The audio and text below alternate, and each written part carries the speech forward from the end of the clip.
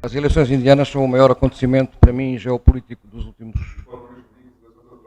últimos meses, porque é uma coisa, digamos, a Índia revela-se o oposto da China no que respeita aos procedimentos, aos processos de escolha das suas elites dirigentes. E isso é muito importante.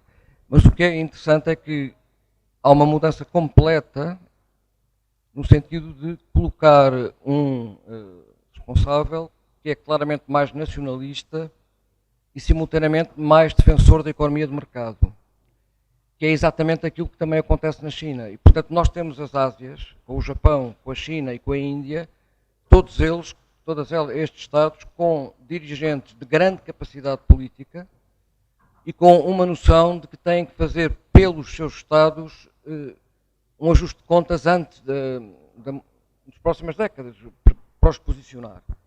É perante estes acontecimentos da Ásia que nós percebemos o caráter relativamente marginal na geopolítica e na economia mundial da Europa. E em grande parte eu acho que é isso que também a Europa tem a percepção de que está a ser progressivamente remetida para a segunda divisão, porque na primeira divisão do Ocidente só temos os Estados Unidos para intervirem. O problema todo está em que a Europa tem no seu seio um país que se está a descobrir ou que se encara como uma potência emergente, que é a Alemanha. A Alemanha reunificou-se, a Alemanha vai deixar de ter a prazo tropas estrangeiras no seu território, a Alemanha vai poder redefinir o seu posicionamento no mundo. Falo, ao contrário dos Estados Unidos, com uma perspectiva absolutamente regional,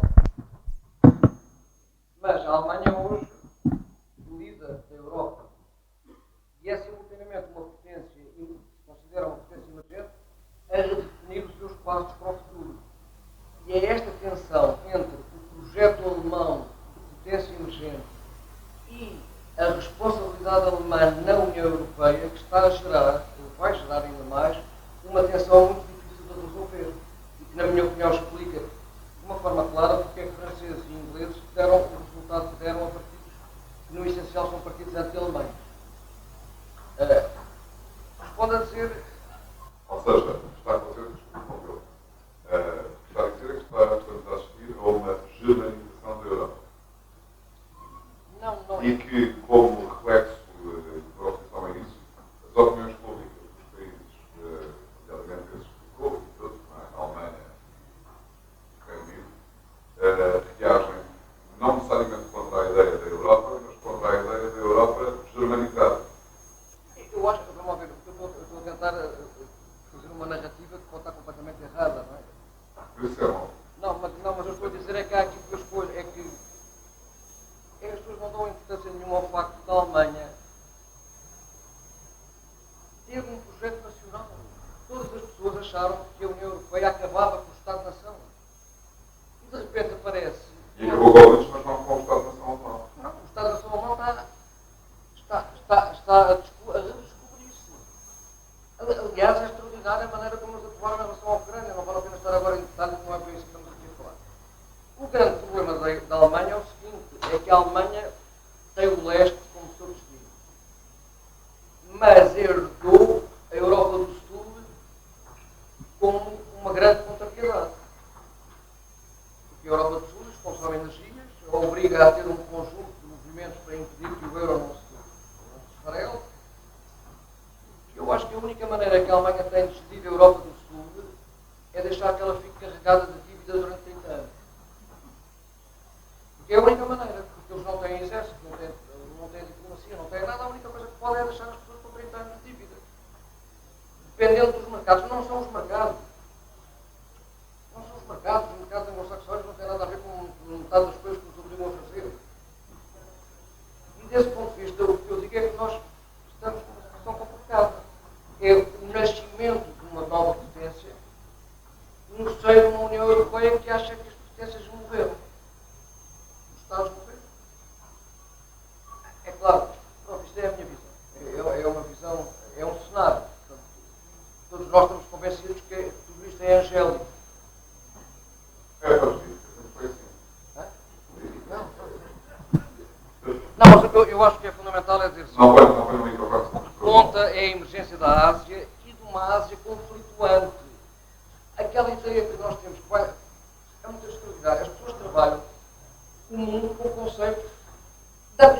da quarta classe, a Europa, a Ásia.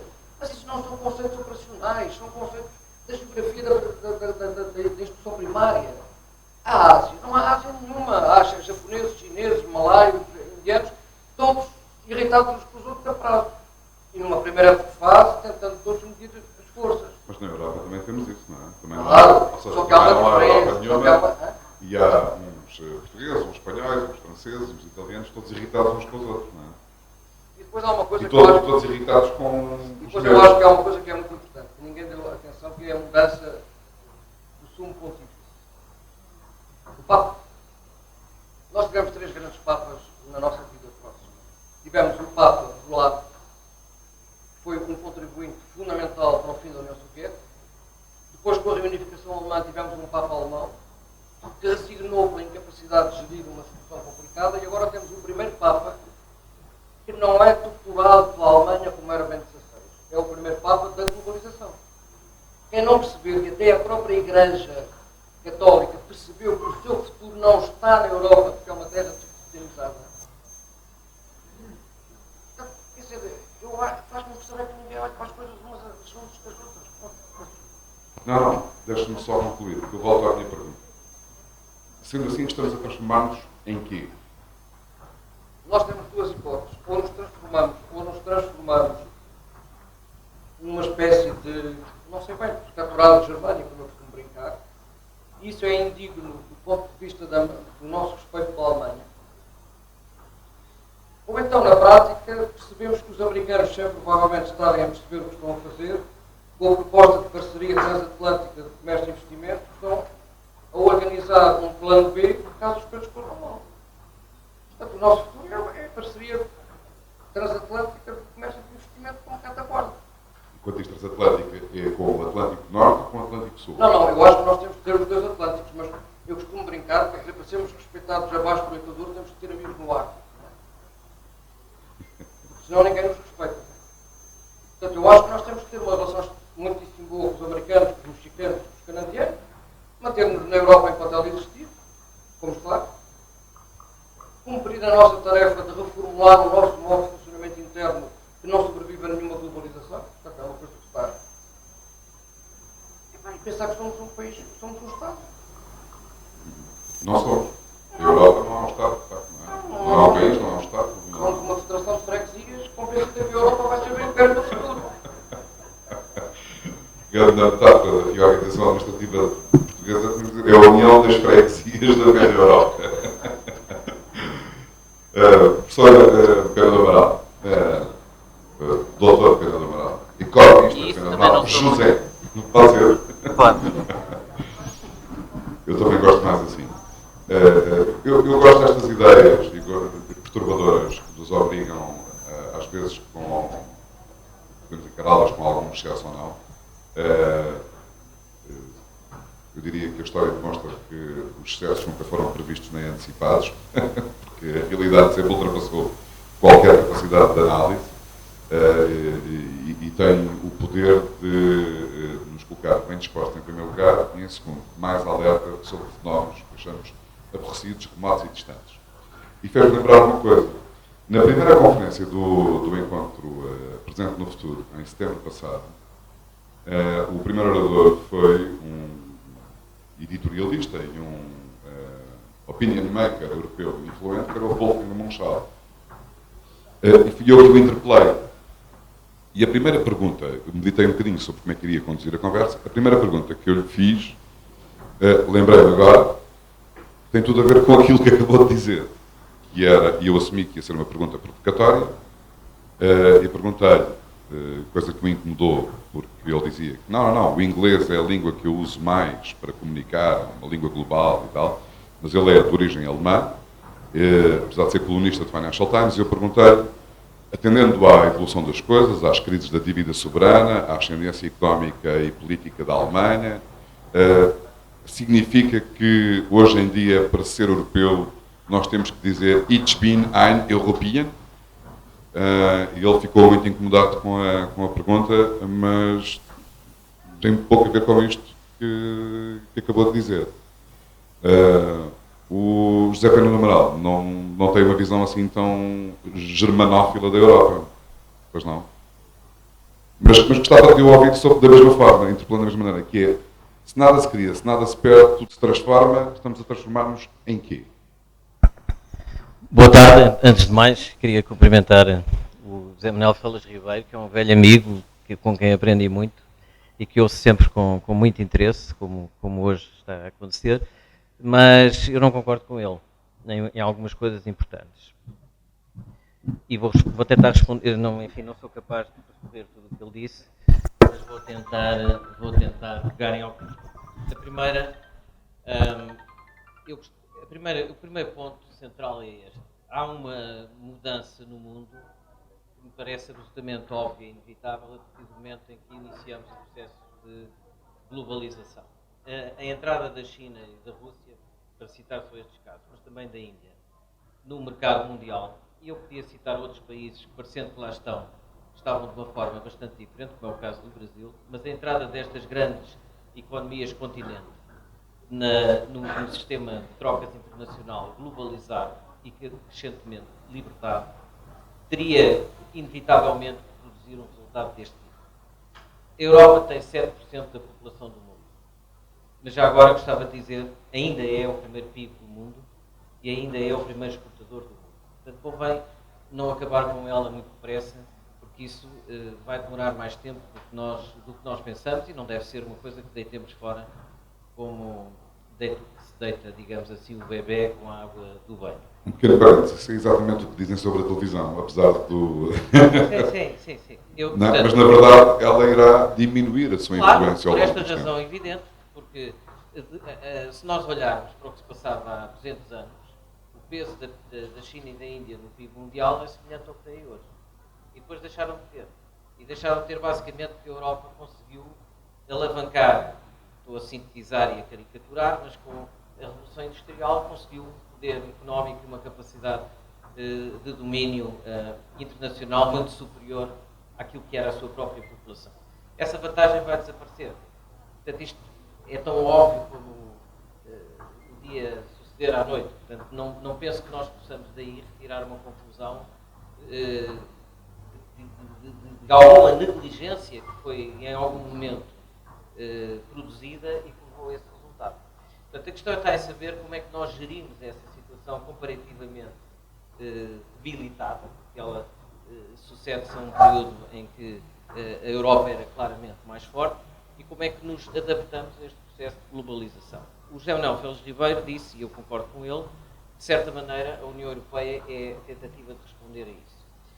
E a tentativa de responder a isso decorre do facto de cada Estado europeu por si próprio, incluindo a Alemanha, terem a consciência de que sozinhos provavelmente não respondem a essa situação, nem tiram dela suficiente vantagem. A segunda coisa que gostava de dizer, que parece fundamental, é que a Europa não tem capacidade de projeção da sua força. No plano militar, para começar, isso é relevantíssimo. O caso da Ucrânia é óbvio, não é? Mas porque essa limitação condiciona a forma como se intervém numa situação desta natureza. Mas isso não tem a ver com a tal luta das freguesias? Não, na minha opinião não tem a ver com a luta das freguesias. Repare, o que acontece é que nós estamos a falar de potências que foram há 100 e tal anos impérios. Portanto, Solitariamente impérios, não é? Solitariamente impérios, que cada uma delas analisada, nós quisermos fazer essa avaliação de quais são os elementos permanentes, por exemplo, da geopolítica do Reino Unido, da Alemanha, da França, vamos encontrar hoje, na forma como essas potências ainda vivem, muitos desses elementos, são essas constantes, essas permanências, que neste tipo de conflitos surgem de uma maneira muito clara. Quando alguns alemães, eles próprios, dizem que a Alemanha tem um fascínio pela Rússia, e que aliás, de uma certa forma, explica o modo como interveio no tema ucraniano, isso é uma decorrência da forma como a Alemanha sempre se comportou na Europa. Portanto, essa tendência para essa atração pelo leste é típico da potência continental que a Alemanha é e que, por exemplo, nós não encontramos no Reino Unido. Tentar juntar a Alemanha, o Reino Unido e a França num projeto comum é difícil. E, portanto, não nos podemos admirar que, no momento em que há pressões exteriores fortíssimas e que internamente esse projeto sofre as consequências de uma crise brutal que tem reflexos em cada um dos Estados de maneira diferente, não me parece surpreendente que essas tensões existam. O que me parece a mim é que a Alemanha é líder apesar dela própria. Ou seja, eu não penso que a liderança alemã decorra de uma vontade da Alemanha liderar. E, aliás, esse é um dos problemas que muitos dos analistas levantam quando se avalia a situação atual da Europa. Aliás, há aqui um ponto que gostava de recordar, que acho muito significativo.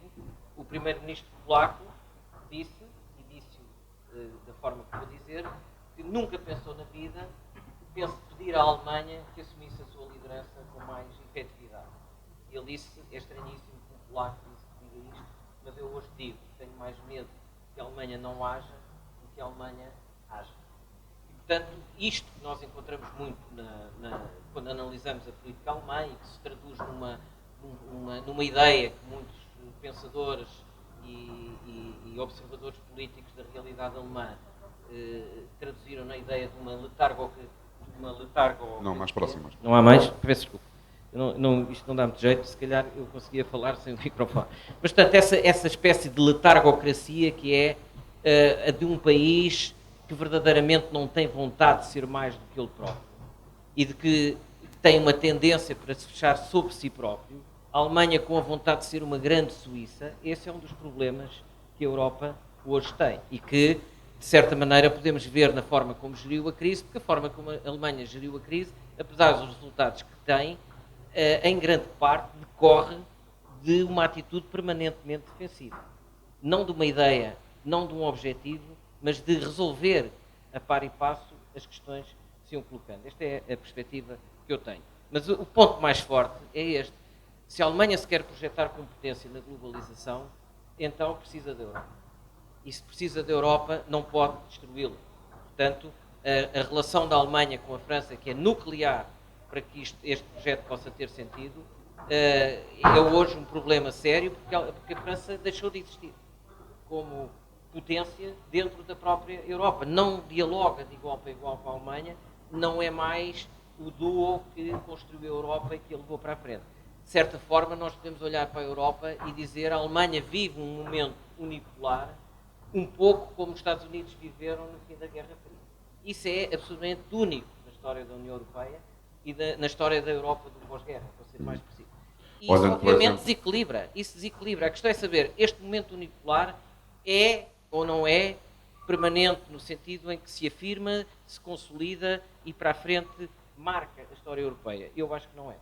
Portanto, é nisso que tenho uma discordância. Ou seja, acha que é transitório aquilo que estamos a viver? Acho que é transitório porque ele não é sustentável dentro de uma União Europeia. Pode ser sustentável se a Alemanha, pura e simplesmente, ou porque a França não consegue superar os seus problemas, ou porque os alemães desistem da Europa por alguma razão, a não ser por isso, eu penso que esse momento unipolar será transitório. Eu pergunto-lhe isto porque ia perguntar a ambos e também gostava de ouvir, eu sei que não está cá para isso, o Dr. Jaime Gama, mas, enfim, tem uma longa experiência de diplomacia e de conhecimento dos assuntos europeus e acho que seria um desperdício não ouvir a sua opinião sobre este momento atual, à luz de tudo o que tem acontecido na Europa e do que estamos aqui a falar. Mas ouvindo aquilo que ambos disseram e sublinhando ainda do José Pena do Amaral, dizendo que a Europa ainda é o maior PIB do mundo. Lembrando que as eleições europeias são, como me dizia há pouco, coisa que eu de facto não me lembrava ali fora, que as eleições europeias são o segundo maior ato eleitoral do mundo, a seguir às eleições na Índia, que ambas ocorreram no mesmo dia, curiosamente.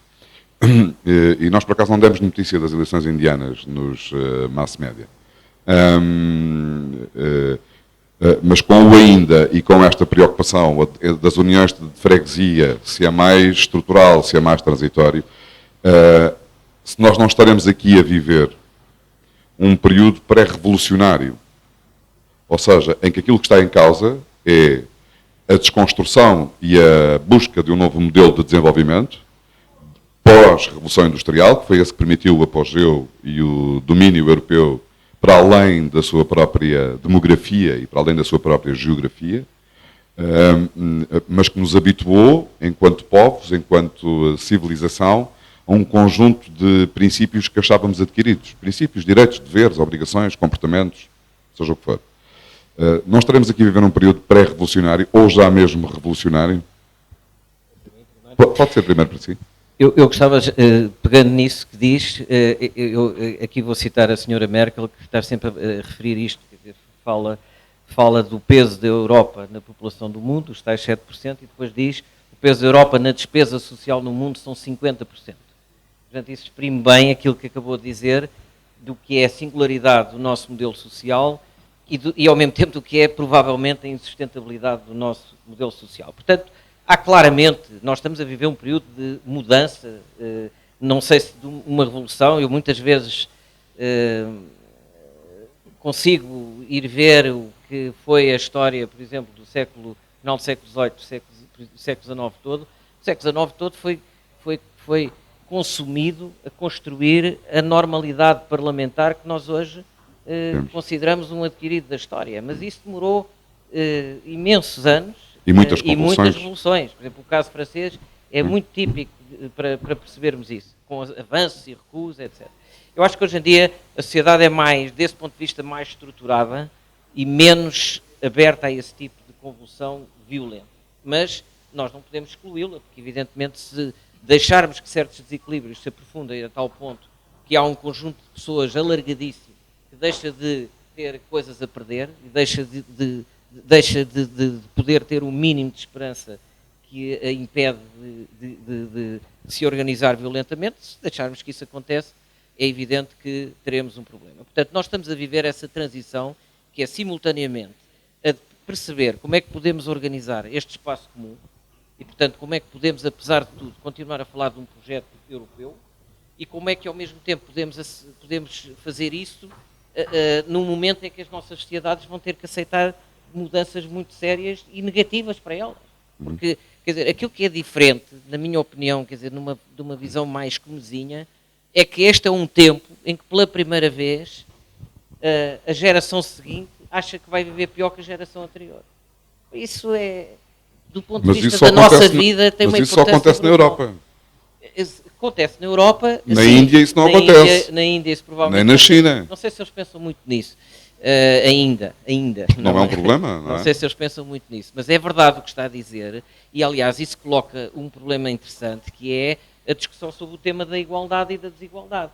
Você tem um livro, que é o do Piketty, que saiu agora, que explica a desigualdade nas sociedades ricas, mas que é contestado por outros livros igualmente profundos e interessantes, que mostra como essa desigualdade nas sociedades ricas é acompanhada por uma maior igualdade à escala mundial. Se eu considerar o conjunto do mundo, há um progresso enorme na igualização que depois aparece espelhado nas sociedades mais fluentes numa desigualdade crescente. E as duas coisas são compatíveis, de certa maneira, uma é o espelho da outra. Portanto, esse mundo novo está a nascer, nós não sabemos exatamente o que é que ele vai rigorosamente produzir em cada lugar, mas que a Europa é um dos lugares do mundo onde esse impacto é mais profundo e mais difícil de gerir, eu isso não tenho dúvidas e nisso concordo com o José Manuel Ferreira Ribeiro. Eu não entrego os pontos, no sentido de dizer isto não tem solução e a Europa não tem destino. Não me parece nada isso e, portanto, quando falo de Portugal, e já agora porque eu não toquei nesse ponto, aliás acho que houve aqui um momento em que se confundiu um bocadinho as freguesias europeias e as nacionais, portanto eu acho que o José Alberto estava a perguntar alguma coisa e estavas a responder outra, mas vamos lá ver. Não, a freguesia no sentido de metáfora. Eu percebi, eu percebi o que estavam a querer dizer. A questão é, mas eu também gostava de falar sobre isso, eu penso que Portugal está na Europa, quer queira, quer não queira. Isso é daquelas coisas que nós não podemos mudar, a não ser que vamos naquela onda da jangada de pedra. Mas não me parece que isso seja um grande conceito. A Europa existe, Portugal está nela, nós temos que gerir esta nossa posição na transição para este tal mundo que estamos a referir, dentro da Europa.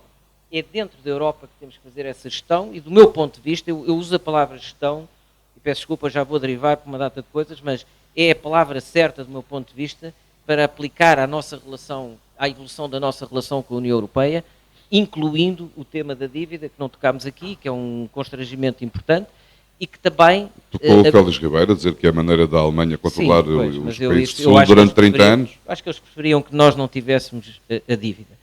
E, portanto, aí temos um ponto de encontro onde podemos arranjar uma plataforma comum. Mas a dívida também é para gerir, é a mesma coisa. A dívida, e estou aqui a contrariar a ideia de pura e simplesmente as posições radicais e telúricas, saímos da União Europeia, não pagamos a dívida, saímos do euro, isso não tem, a meu ver, nenhum sentido. Acho que destruiria por anos e anos a possibilidade de nós respondermos mais facilmente a este processo e a gestão da dívida, aliás, se olharmos para os últimos meses, está aí, porque nós estávamos a pagar juros, não aumentou, 7%, estamos a pagar um juros, já explico isso, estamos a pagar um juros, eu não sei porque é que vim para este caminho, mas é formação profissional. Porque no fundo isto acaba sempre Mas no fundo eu do queria bolso. tocar nesse ponto e queria tocar noutro ponto, mas repare, os juros caíram para metade, hoje o juro médio da dívida são 2,9%, as pessoas que estavam a falar nisto há 6 meses, já não digo há 6 anos, ou há um ano, estou a falar há 6 meses,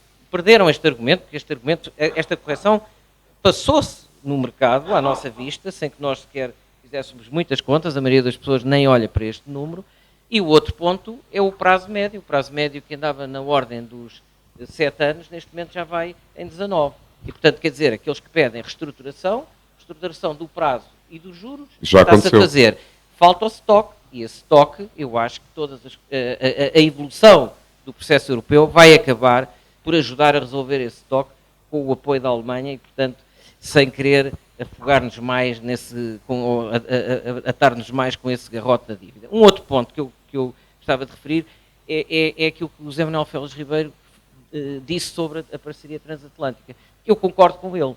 A minha visão de Portugal na Europa é inside looking out. Peço desculpa pelo anglicismo, mas isto até tem uma evocação de uma canção qualquer e, portanto, deu-me jeito, mas no fundo estar dentro olhando para fora.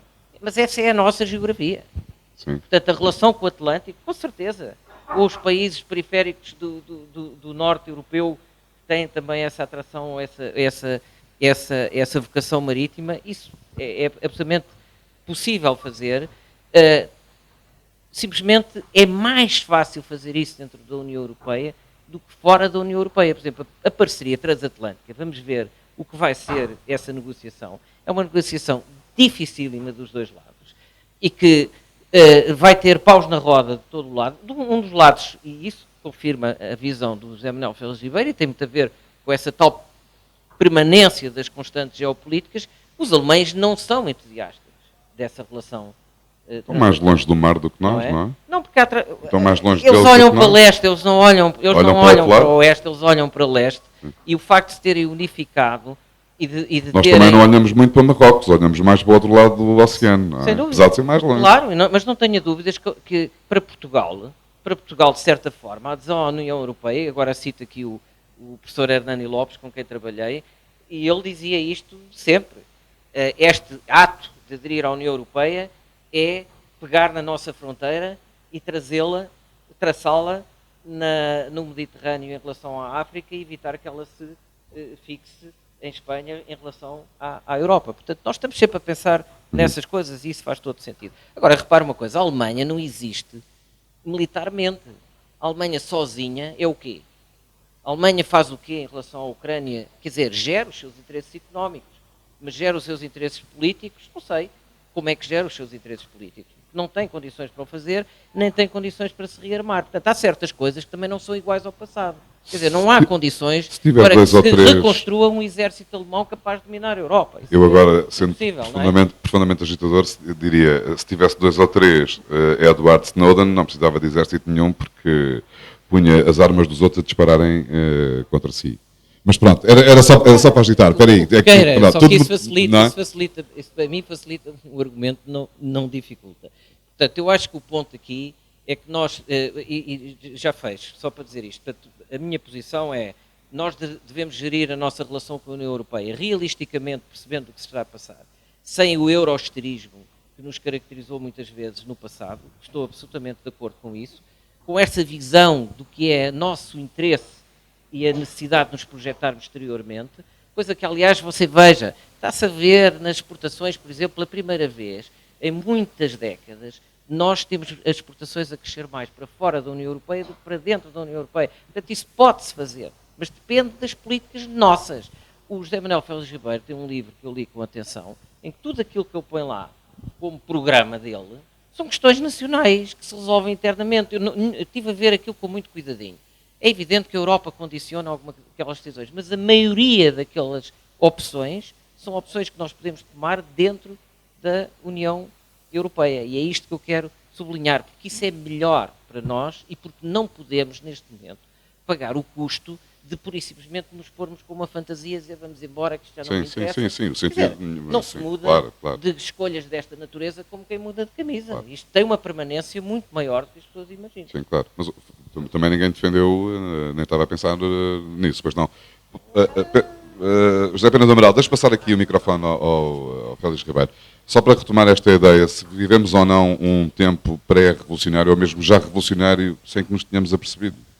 Quer dizer, eu aí só queria... Está ligado. Só queria esclarecer uma coisa, que é o seguinte... Tem que ser mais próximo. Eu não estou a pensar sobre o que é que os governos portugueses devem fazer, porque eu nunca tive essa tarefa formal e eu só quero, digamos assim, ajudar a que pensemos sobre o mundo que nos rodeia, a fim de que possamos tomar uma atitude correta. Portanto, eu não tenho nada a ver nem com os que querem sair da Europa, nem do euro, não, essa conversa não me interessa. O que eu tento tentar perceber é onde é que a gente está. Porque só sabendo onde é que a gente está, é que nós podemos definir para onde é que vamos. Nós nem sequer sabemos onde é que a gente está. E, portanto, naturalmente, muito mais dificuldade temos em saber para onde é que a gente vai. O que eu estava a tentar chamar a atenção é o seguinte. É para mim uma crença muito profunda, que pode estar completamente enganada, que a Alemanha quer fazer um ajuste de contas com os anglo-saxónicos. Por uma razão muito simples, e que tem que ver com os modelos de capitalismo. O Zé Amaral sabe infinitamente mais disso do que eu, mas os alemães, quem organizou a globalização foram os Estados Unidos. E foram os Estados Unidos numa relação com a Ásia. E isso é que é a globalização. Portanto, e foi organizada em torno do dólar, em torno dos mercados de capitais, em torno do modelo de capitalismo americano, que é muitíssimo diferente do modelo alemão. Que é, digamos assim, no seu extremo, a antítese. E os alemães sentem-se mal na globalização organizada pelos americanos. E pelos ingleses não gostam. Para eles o mundo é constituído pelo Estado Social, pelos bancos como sistema financeiro e isso é um mundo. E pelas corporações. A Alemanha é um Estado muitíssimo corporativo à maneira antiga. Portanto, corporações, milhares de bancos, banquitos espalhados por todo o lado e Estado Social é a maneira como os alemães veem. E esta crise está a colocar aos alemães uma posição muito interessante. É que eles dizem assim, o Estado Social é constitutivo da Europa. Há um pequeno problema. Os países do Sul têm muita pena, mas não têm direito ao Estado Social porque não podem pagá-lo. Não, mas deixa-me só... Não, bem, sabes que eu estou a tentar... O Estado Social Alemão hoje já é em grande medida, como tu estás a descrevê-lo, para os países. Os alemães transformaram o seu próprio Estado Social numa coisa parecida com isso. Não. Que é uma das ilusões que nós temos, é sobre o que é o Estado Social Alemão hoje. O Estado Social Alemão é um Estado que continua a ser muitíssimo corporativo. Os alemães tentaram fazer uma coisa que foi fazer uma hibridização de modelos, no sentido de incorporarem algumas coisas do modelo anglo-saxónico. Mas o que me parece é que a crise financeira tem uma consequência que eu acho que é clara, que é os alemães convenceram-se que a crise financeira de 2008 era a prova de que o capitalismo deles era melhor, o capitalismo americano falhava e os americanos estavam a iniciar o seu declínio. Aliás, há duas potências no mundo que estão absolutamente convencidas que os americanos estão em declínio, os alemães e os chineses. Mas os americanos isso... Está bem, mas não, aliás, quando eles têm uma administração que é ela própria declinista, o que é que eu posso dizer que não tenha isso? Está bem, mas ok. Mas o que eu estava a tentar dizer é que, na minha opinião, os alemães querem ver-se livres do enquadramento anglo-saxónico. E nós somos lastro aí, não é? Sim, somos lá. E eu só chamava a atenção para uma coisa que é o seguinte. Nós devíamos estar a estudar com muita clareza, quando nós falamos do fascínio que a Alemanha tem pela Rússia, eu gostava muito de fazer a diferença entre o chanceler Schröder e a senhora Merkel. O chanceler Schröder teve uma posição simples, que é procurar uma relação direta da Alemanha com a Rússia. E descobriu uma coisa, é que se ele faz isso, ele não descobriu, a senhora Merkel, que vem de lá, do leste, percebeu-se rapidamente, é que se eu faço uma relação direta da Alemanha com a Rússia, os polacos encostam-se aos anglo-saxónicos para esta vida. Porque ficam apavorados. E, portanto, o que é que a senhora Merkel veio fazer de diferente do Schröder? Em primeiro lugar, a Ostpolitik alemã não é para a Rússia, é para a China. Em segundo lugar, para a Rússia, antes de ter uma relação mais profunda com a Rússia, eu tenho que conquistar a Polónia para o meu lado. E conquisto-a fazendo o quê? Partilhando com ela a ideia de que a Ucrânia não pode ser um território exclusivo da Rússia. E, portanto, a Alemanha está a fazer o seu jogo a leste, porque se a Alemanha não tem a Polónia, a Alemanha não consegue organizar o seu espaço a leste, ponto final, parágrafo. Portanto, a Alemanha está a construir o seu espaço a leste, onde ela não fica sozinha, ela fica com os polacos, com os húngaros, com uma quantidade deles. E ela tem que gerir, e isso é que é o grande desafio que se coloca, é mostrar aos russos que é na Ucrânia que se vai fazer a parceria germano-russa. Por uma razão muito simples. A Ucrânia tem 1/3 das indústrias de defesa herdadas da União Soviética. Estão ou em Kiev ou no leste europeu, no leste da Ucrânia. Eu acho que é impossível que a Alemanha não olhe para o complexo militar industrial da Ucrânia e não diga assim, ora, aqui está uma ocasião de eu me reforçar numa coisa que não tenho e poder dialogar com a França numa coisa que ela tem. O sonho alemão é um galheteiro em que eles estão no meio, a Polónia está de um lado e a França está no outro. E é este galheteiro com que eles se propõem gerir a Europa. Foi este galheteiro que foi falar com aquele tem o nome esquisito, o presidente que fugiu, o presidente ucraniano que fugiu, pronto. Sim. Foi com este galheteiro. Depois, quando regressaram à praça... Litvinenko. Não, Litvinenko. não o que fugiu, o fugiu? Yakunovich. Ah, o Yakunovich, sim. Viktor Portanto, Yakunovich. os alemães têm um plano generoso. Quer dizer assim, nós vamos organizar a Europa de Leste, mas os franceses também podem vir connosco. Então agora vamos... Mas a estratégia alemã é uma estratégia virada para a China. Quer dizer, os alemães não percebem o que é que lhes vai acontecer daqui a 20 anos, mas pronto, também isso é com eles, não é? Em relação à China, não é? Mas é uma estratégia... Félix Ribeiro, mas é tão bom não saber o que vai acontecer daqui a 20 anos. Não, mas eles... Mas é que nós temos uma ideia parecida do que é que nos vai acontecer daqui a 20 anos. Nós E que não é parecida com a deles, de certeza. Portanto, o que eu estou a tentar dizer é o seguinte. A Alemanha está num período, que não direi revolucionário, mas num período em que vai estar dilacerada dentro de si sobre o que é que quer. Porque tem oportunidades como nunca teve. E essas oportunidades foram dadas pela França. Volto a insistir, quando a França, eu sou muito simplista, portanto, quando a França olhou para a reunificação alemã, ficou apavorada, porque a construção europeia é uma construção completamente artificial, no sentido em que ela foi possível porque havia duas condições fundamentais. Um perigo soviético a leste, relativamente ao qual nenhum dos países europeus saídos da Segunda Guerra Mundial era capaz de responder, e, em segundo lugar, o maior país da Europa, vencido na guerra e partido a 2/3. Portanto, é com a União Soviética e com a Alemanha dividida e com o ONU ter sido derrotado na guerra que a Europa se construiu. Quando em 1991, não é a queda do muro de Berlim, é a implosão da União Soviética. Como é que as pessoas não percebem que a implosão da União Soviética é uma coisa absolutamente espetacular? Quer dizer, e mostra uma coisa... Todas as potências nucleares para o futuro, quando colapsarem, não podem colapsar em guerra, colapsam por dentro. Porque senão destrói o mundo inteiro. Portanto, o que eu estou a tentar chamar a atenção é que com a União Soviética desaparecida e com a Alemanha reunificada, o caráter artificial da Constituição Europeia vai vir à superfície. E quando eu digo artificial é no sentido de que os animais colocados nessa selva reagem de maneira diferente. Mas eu tenho uma ideia de como é que eles estão a reagir. Pode estar errada também, e com isto encerro aqui este capítulo, porque me estão ali a fazer uns sinais ameaçadores. E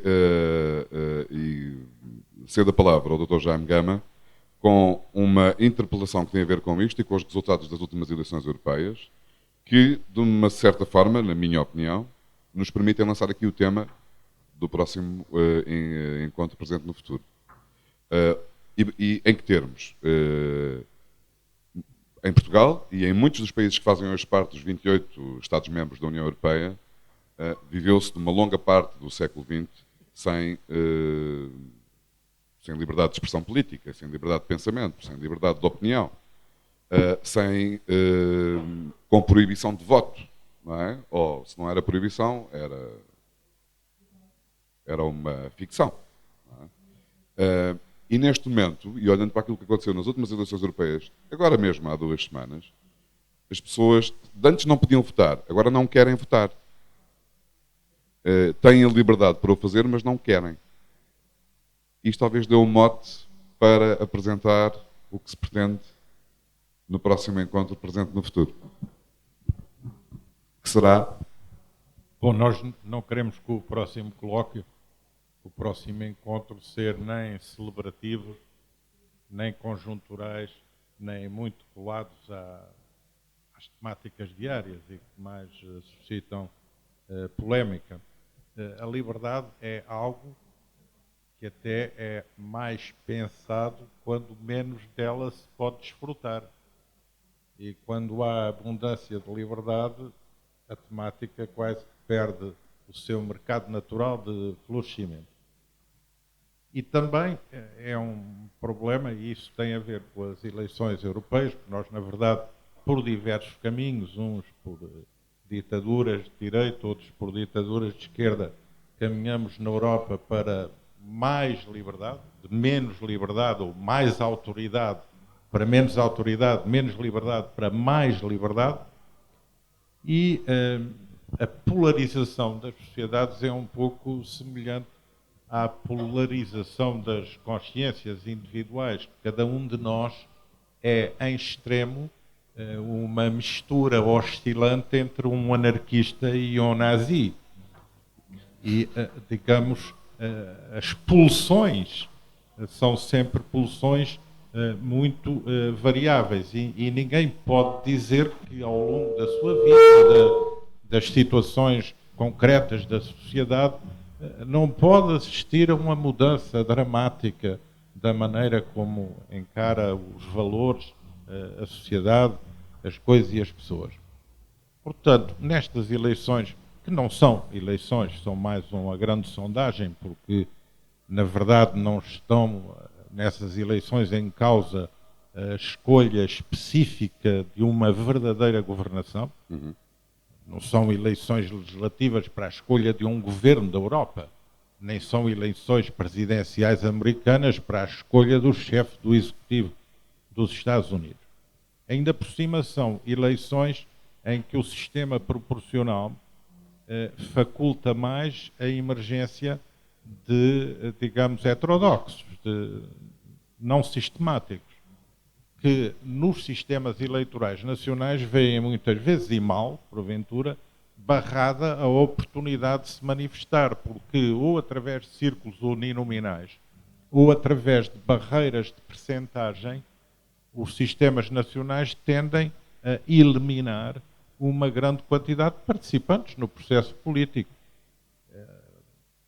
É o caso dos próprios governos ingleses. Em Inglaterra, que nós consideramos uma das maiores democracias do mundo, é possível ter uma maioria esmagadora no Parlamento acima de 30% do eleitorado. E nas últimas eleições participaram 102 partidos políticos. Está organizado, o sistema eleitoral está organizado dessa forma. Por exemplo, portanto, paradoxalmente, soi-disant sistema eleitoral europeu, que é algo que foi construído pelos seus estrategistas para reforçar a ideia da Europa, acaba pela forma como está organizado por ser um dos instrumentos que mais permite a participação daqueles que se querem opor à ideia da Europa. O que também, digamos, não tem mal nisso, desde que as correntes políticas se expressem de uma forma ordeira, de uma forma pacífica, de uma forma não violenta. E até, talvez isso permita um pouco ser a válvula de escape de tensões e de pontos de vista que, de outra forma, não têm a maneira de se apresentar, de vir à superfície. Para além da questão de que não é possível estabelecer entre essas correntes e franjas políticas um denominador comum transeuropeu, porque todas têm muito a ver com fenómenos específicos nacionais e querem dizer uma coisa num país, querem dizer outra precisamente oposta noutro país. E não há só as componentes antissistémicas de direita, há também as componentes antissistémicas de esquerda que tiveram também a sua emergência neste ato eleitoral europeu. Portanto, nós, porventura, podemos dizer é que o caminhar para a liberdade na Europa, num determinado momento, é acompanhado da eclosão de correntes que nós podemos considerar nostálgicas da autoridade. O medo à liberdade é uma das características fundamentais da personalidade humana. E o exercício da democracia é, pela sua própria natureza, um exercício que confronta cada um com o medo à liberdade. E, portanto, esse problema existe, deve ser gerido, é um problema complexo, mas digo, não é um problema que nos deva fazer entrar em pânico. Talvez não tenha sido muito claro para corrigir isso, e agora pedindo-lhe a maior capacidade de síntese possível, senão os senhores aqui do stand do lado ameaçam aumentar o volume e nós deixamos de nos ouvir. Esta questão da liberdade vem porque esse é o tema do próximo encontro presente no futuro. A liberdade ou as liberdades. E eu pedi-lhe para, de uma forma... Enfim, o encontro vai ser formalmente apresentado em julho, será objeto de outro tipo de cobertura, mas, aproveitando a Feira do Livro e esta circunstância e o lançamento da obra que pretende resumir o encontro anterior, aproveitar para deixar desde já algumas pistas sobre o que é que se pretende com o encontro e com o debate, aquilo que eu chamo a maior festa das ideias existente atualmente em Portugal, que é este encontro anual presente no futuro. A Fundação Francisco Manuel Santos já fez 3 grandes encontros, são o seu grande evento anual. O primeiro há 2 anos, foi coordenado pela professora Maria João Valente Rosa, coordenadora científica, foi sobre Portugal em 2030. O do ano passado, pela professora Marina Costa Lobo, teve por tema a Europa, o que fazer. Agora é lançado aqui um livro, e agora é o lançamento deste livro que resume esse encontro, o ato que aqui nos traz reunido. O próximo encontro tem por tema a procura da liberdade. Nós sabemos que houve um ano de comemorações, sabemos que houve um ano também de discussões políticas intensas, nacionais e europeias, onde esta temática aflora, mas não queremos que o encontro seja, como eu disse, nem celebrativo, nem anticelebrativo, nem conjuntural, nem anticonjuntural, todos são livres também de abordar os temas. A ideia central é fazer um balanço da gênese da ideia da liberdade e toda a sua arqueologia científica e doutrinal, depois analisar em concreto a ancoragem da ideia de liberdade na história das ideias no nosso país e os seus desenvolvimentos ao longo dos anos, e depois perspectivar e abrir para o futuro da liberdade, envolvendo aqui, em primeiro lugar, intervenientes plurais. Cada painel, cada conferência tem intervenientes que nós, Comissão Científica, eu presido a Comissão Científica, o José Amaral, o Maria João Valente Rosa, o professor Gonçalo Almeida Ribeiro, o professor José Tavares, a Marina Costa Lobo também, discutimos muito ao longo de meses os ordenamentos, as composições possíveis, e uma das coisas em que fizemos ponto de honra foi que cada tema tenha sempre um painel plural representando as várias perspectivas que sobre aquela abordagem possam existir, quer nacionalmente, quer também do ponto de vista internacional, porque temos muitos convidados internacionais, não vou revelar todos, e que vão desde a filosofia, o direito, a ciência política, a própria literatura. O nosso último orador será o Cláudio Magris, só para vos dar um exemplo, que aceitou já vir ao encontro, e, portanto, fazer uma discussão livre e aberta a 3 e 4 de outubro no CCB e que será anunciada em detalhe no dia 17 de julho. Nós não temos, digamos, um propósito prosélito nesta realização. Nem temos um propósito de orientação doutrinal. É um tema que, por sua própria natureza, é imensamente plural. E eu resumiria dizendo qual é o nosso objetivo. E desde já contando com a vossa participação e inscrição. Eu sei que são todos muito dedicados à cultura e à vida intelectual e seguramente já, não sei se adquiriram, mas ao menos leram a capa do Times Literary Supplement. Tem uma frase muito interessante do T.S. Eliot, num ensaio inédito de Oxford, que diz qualquer coisa do género: qual é a prova de que uma filosofia é realmente verdadeira?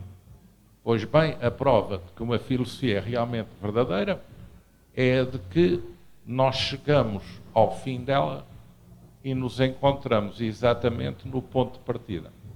Portanto, o nosso objetivo com esta conferência é que depois de participarem possam completamente, feito o circuito todo à procura da liberdade, considerar justamente que voltaram ao ponto de partida. Isso já é, para nós, um objetivo alcançado e bastante importante.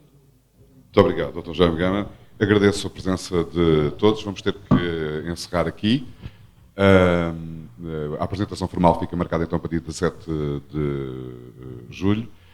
Agradeço em nome da Fundação, em primeiro lugar, o convite que me foi endereçado para estar aqui e sublinhando o enorme entusiasmo com que, do meu lado, pessoal e profissional, no caso da TVI, continuamos a acompanhar estes encontros presentes no futuro, que, como eu digo, e acho que não estou enganado, são a maior celebração e a maior festa das ideias, festa num sentido divertido do termo, e não é?